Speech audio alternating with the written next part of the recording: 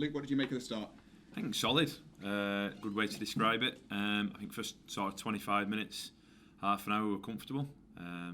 Played some good football. Got off on the front foot. Got off to Colchester, put them under pressure, and I think they found that difficult.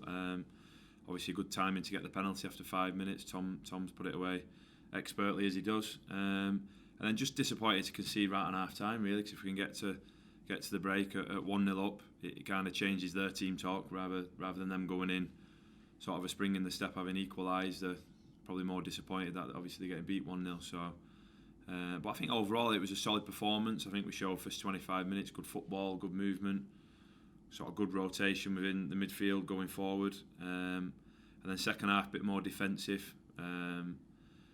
Professional way to kind of see out the game after sort of 75 minutes. Think, well, tell you what, we'll take a point here now and get the season off to a decent start. Tom Pope said afterwards his good performance was down to one of the toughest pre-seasons he's ever had. As a fellow experienced pro, would you go along with that? Yeah, it's been tough, I think, but at the same time it's not just been getting out there and running for half an hour as fast as you can or going as far as you can. Everything's been thought through, it's been done properly.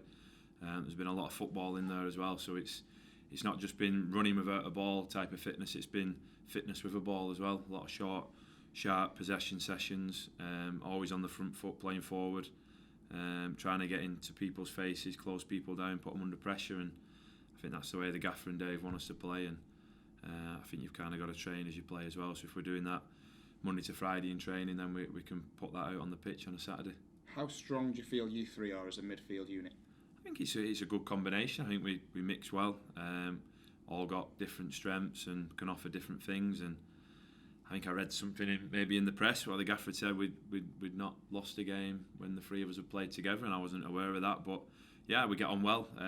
It's a good combination, and it seemed to work Saturday. And like I said, we offer different things between us, and I think it's a good combination. I think at the end of the day we're all honest and we'll all work hard, and we'll all do a job for the team. What do you make of Manny as someone to play next to? Because the stats with him last season compared to the stats without him were staggering.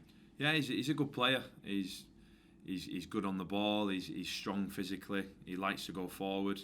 He can take people on. He's a good player, and I think if he'd have played a lot more games last season, then I think probably results would have reflected that for us. He's definitely one of our strong players, and he's a player who you want to be playing week in, week out. And I think if he plays consistently, his performances only get better and stronger, and he can become a vital player for us. How much are you looking forward to the first home game here, new era? Yeah, it'd be great. We got off to a great start last season, our first home game, and it's good that it's Northampton. It's one of probably the fancied teams in the league, and I know Keith Curl well personally, and Colin West and the staff down there, and a couple of their players, and it'll be a game personally I want to do well in, just because obviously it's them.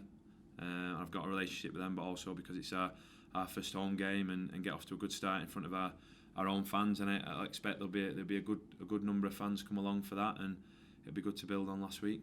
I know a lot of footballers, when they hit like 30, they start thinking about what they'll do when they finish playing. Tell us about this football academy you've got. Yeah, it's something I've been wanting to do for a while. It's something I wanted to do whilst I was at Carlisle, but logistically we're travelling and not being at home, it's something I couldn't set up really. But a good friend of mine who was at Carl at the time, Danny Granger, who's captain there, he'd set his own up. He's had his established for kind of 2 or 3 years. So whilst I was at Carlisle, I was picking his brains on it really, and just kind of seeing what he'd been doing and how he'd got set up, and it's something I wanted to do. So since sort of April of this year, I've just been running sessions on a Thursday night local to where I live, and it's just literally for 10 and 11 year olds, under 11s players at grassroots, and it's just offering them a higher standard of coaching that they're getting at the minute at grassroots teams, and also looking to hopefully get them into clubs by sort of coaching them, and then hopefully arranging games against professional teams, and hopefully giving them that exposure and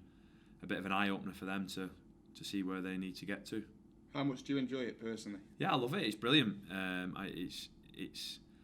It's great. I get that relationship with the young players, and they kind of look at me a little bit as a professional footballer, and they kind of they want to be coached by a professional footballer, and the parents do, and someone who's been there and played a number of games, and it's nice to kind of try and be that role model a little bit without kind of trying to blow my own trumpet, but at the same time help them with the football side of it. And also it's, you know, only because you're 10 and 11 and your mates might be at a professional club, it doesn't mean because you're not going to become a professional footballer, because, you know, football's a weird game and people find their own routes into football in many different ways, and it's just trying to help them and guide them and hopefully improve them, and, you know, they can realise their dreams and ambitions.